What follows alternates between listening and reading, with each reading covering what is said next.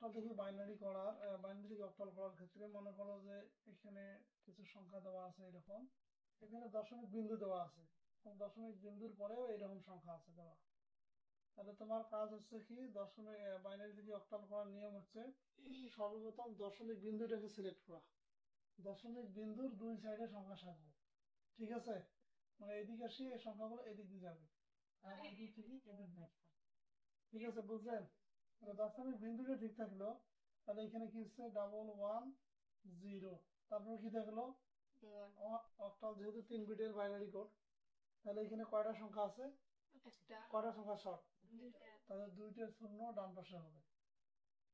এখন বাম পাশের গুলো দেখো, তাহলে প্রথমে 3টে 1 নিলাম, প্রথমে 3টে 1 নেওয়ার পর থাকতে হচ্ছে কি আবার 101, এটাই তো নাকি?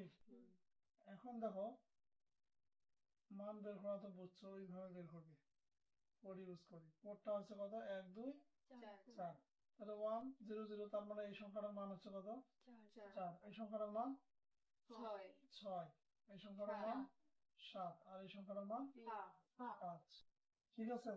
তাহলে 10, 4টে 1, একটা 2টে 3টে 4টে 1, দশমিক 1101।